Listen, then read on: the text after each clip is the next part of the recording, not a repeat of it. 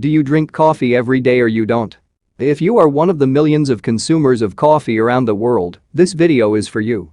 You must know your limit, how much caffeine intake is beneficial for you. And if you are the one who does not drink coffee always, or never at all, this video could provide you with some insights about how coffee helps your body with the right amount to consume daily.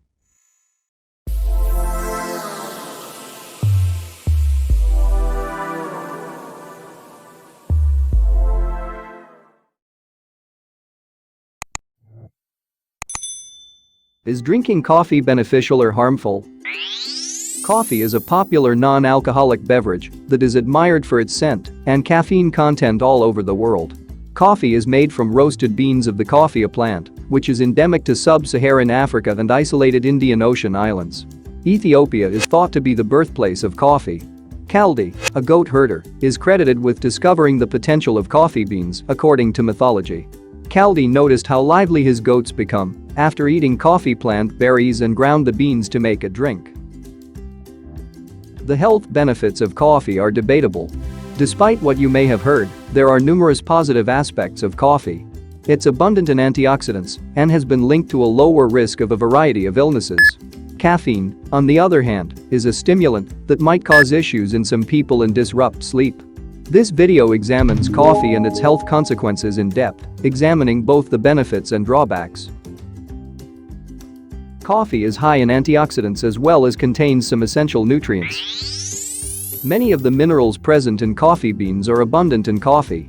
A standard 8-ounce, 240 milliliter cup of coffee has the following ingredients: riboflavin, vitamin B2, 11% of the daily value.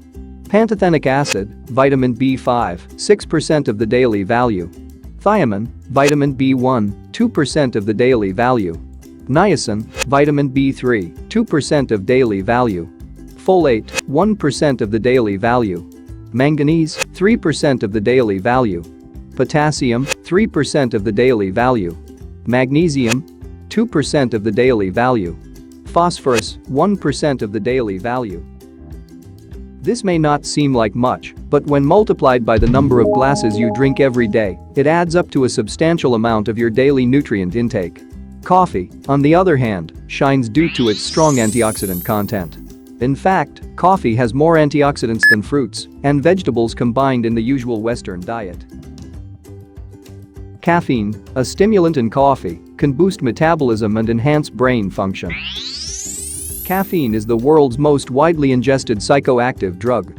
Caffeine can be found in soft drinks, tea, and chocolate, but coffee is the most common source.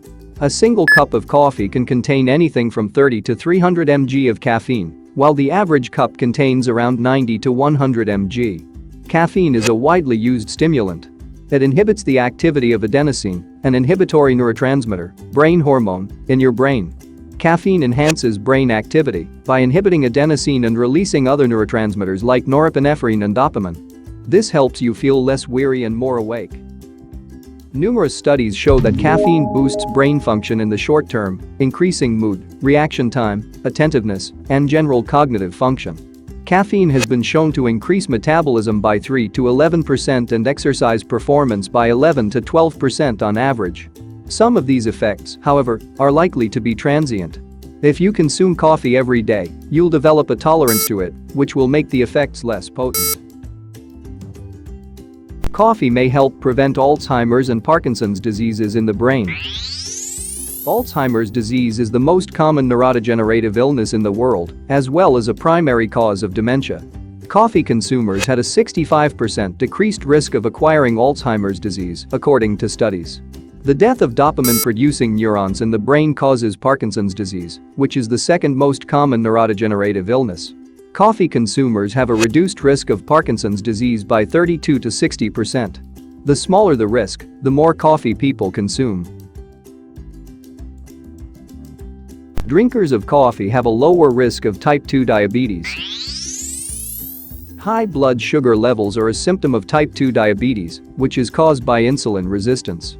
In just a few decades, this prevalent condition has grown tenfold, affecting over 300 million individuals.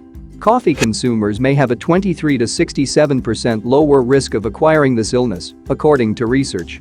A study of 18 research involving 457,922 adults found that each daily cup of coffee lowered the incidence of type 2 diabetes by 7%. Drinkers of coffee have a lower risk of liver diseases. The liver is a vital organ in your body that performs hundreds of functions. Excess alcohol and sugar consumption make it vulnerable. Cirrhosis is the final stage of liver disease, in which the majority of your liver is replaced by scar tissue. Coffee consumers have an 84% lower risk of cirrhosis, with those who drink 4 or more cups per day having the greatest effect. It is also common to get liver cancer. It is the world's second most common cause of cancer mortality. The risk of liver cancer is reduced by up to 40% among coffee consumers. Drinkers of coffee are at a lower risk of depression and suicide. Depression is the most common mental illness in the world, and it has a tremendous impact on one's quality of life. People who drank the most coffee had a 20% decreased risk of being depressed, according to a Harvard study from 2011. People who consumed 4 or more cups of coffee per day were 53% less likely to commit suicide, according to a study of 3 research. Coffee drinkers live longer, according to some studies. Coffee consumers have a lower risk of numerous common terrible diseases, including suicide, therefore it may help you live longer. Coffee users had a considerably decreased chance of dying over the 12 to 13-year study period, according to a long-term study of 402,260 people aged 50 to 71. 4 to 5 cups per day appears to be the sweet spot, with men and women having a 12% and 16% lower risk of death, respectively. Caffeine can cause anxiety and sleep disruption. It wouldn't be fair to solely discuss the positive aspects without addressing the negative aspects. The truth is that coffee has some disadvantages as well, albeit this varies by individual.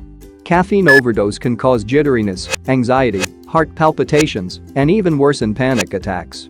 If you're caffeine sensitive and easily excited, you might wish to skip coffee completely.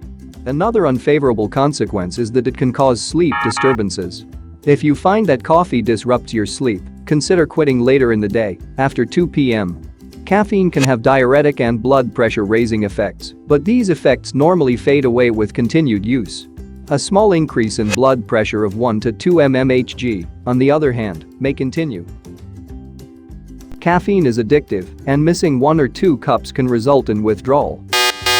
Caffeine also has the potential to develop to addiction.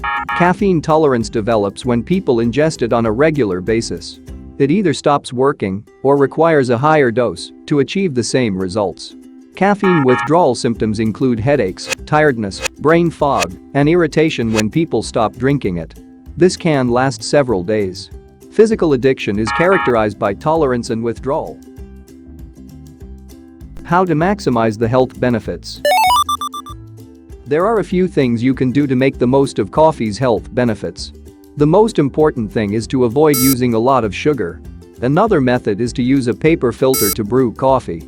Caffeine, a chemical found in unfiltered coffee such as that made in a Turkish or French press, can raise cholesterol levels. Keep in mind that certain cafe and franchise coffee drinks contain hundreds of calories and a lot of sugar. If consumed on a regular basis, these beverages are unhealthy. Finally, avoid drinking an excessive amount of coffee. Should you be drinking coffee? Coffee drinking should be avoided or strictly limited for some persons, particularly pregnant women. People who suffer from anxiety, high blood pressure, or insomnia may want to try cutting back on their intake for a bit to see if it helps. There's also evidence that persons who metabolize caffeine slowly have a higher risk of heart attacks as a result of coffee use. Furthermore, some people are concerned that drinking coffee will raise their cancer risk over time. While roasted coffee beans do contain acrylamides, which are a type of carcinogenic substance, there is no evidence that the little amounts present in coffee cause harm. Most studies suggest that coffee consumption has no effect on cancer risk and may even lower it. Coffee, on the other hand, can have significant health benefits for the ordinary individual. If you don't currently drink coffee, these advantages aren't enough to persuade you to do so. There are also drawbacks. However, if you currently drink coffee and enjoy it, the advantages appear to exceed the disadvantages. To summarize everything about coffee, it's crucial to remember that many of the research included in this video are observational in nature. They looked at the link between coffee consumption and disease outcomes, but they couldn't prove cause and effect. Coffee, on the other hand, may play a beneficial effect in your health because the link is strong and constant throughout research. Despite its reputation, coffee is likely to be quite healthful for most individuals, according to scientific data. Coffee, on the other hand, belongs in the same category as healthful drinks like green tea.